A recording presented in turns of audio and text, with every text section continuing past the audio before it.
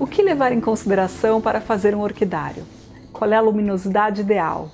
Quais são os erros que você deve evitar?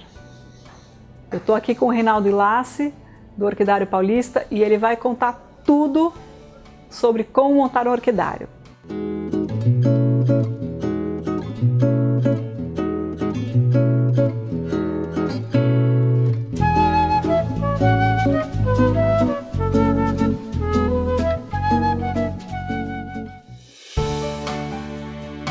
Eu estou com o Reinaldo Ilassi aqui do Orquidário Paulista, dessa vez aqui na minha casa.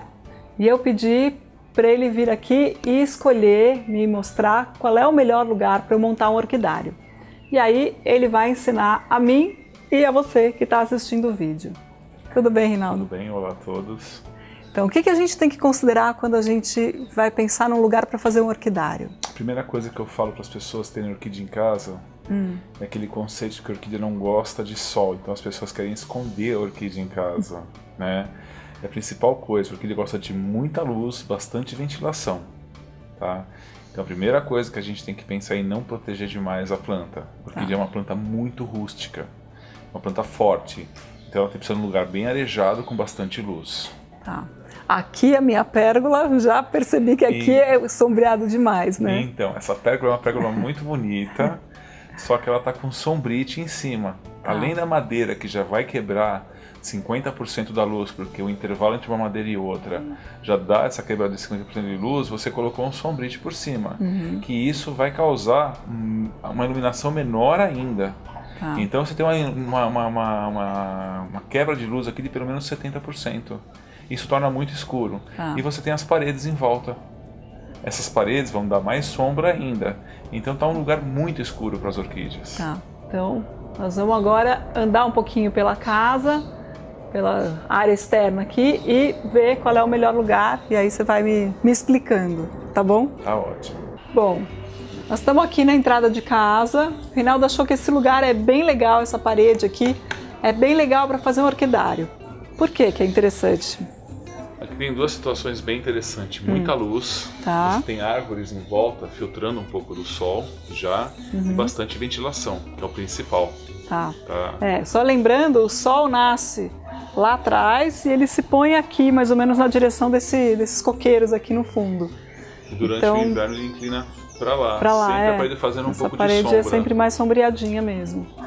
Então, uma intervenção que teria que haver aqui, o que eu falei, foi uma questão paisagística, de cobrir esse cano, e pode ser usado uma escadinha de madeira, um estrado de madeira em forma de escada, para colocar as plantas. Você conseguiria esconder esse cano, que ficaria muito bonito, colocar uma tela na parede para pendurar as plantas, colocar plantas em placas, mas sempre pensando em fazer uma pequena cobertura. Para que essa cobertura?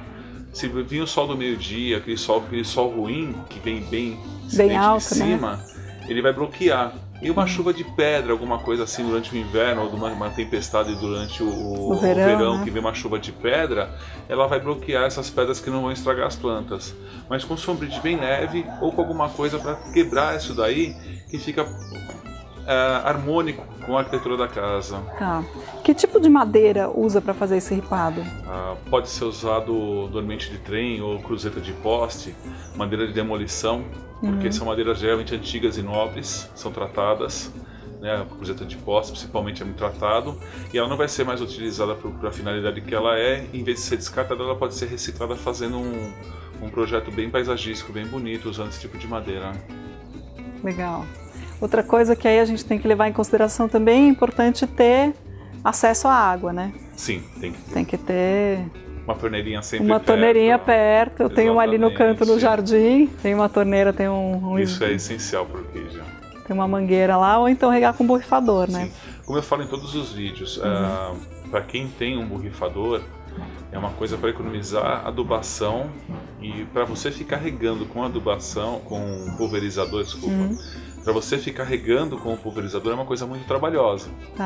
Então, em vez de ser um prazer, vai se tornar um estresse. Então, o ideal mesmo é uma mangueira sempre próxima, um bico que vai deixar a água não agressiva para a planta, e você usar isso daí tranquilamente.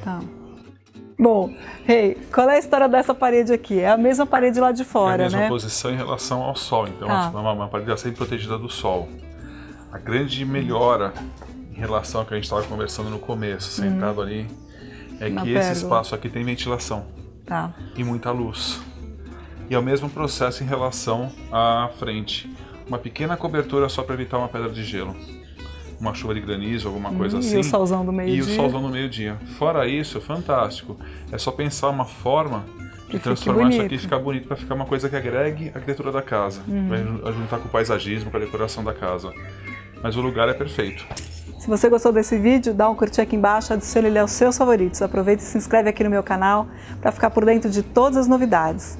E passa lá no Orquidário Paulista para visitar o Reinaldo, comprar as orquídeas lindas que ele tem lá e conversar com ele e saber ainda mais, porque, gente, esse homem aqui eu acho que tudo que ele tem de tamanho, ele tem de sabedoria de orquídea. Eu, cada vez que eu vou lá, eu fico encantada.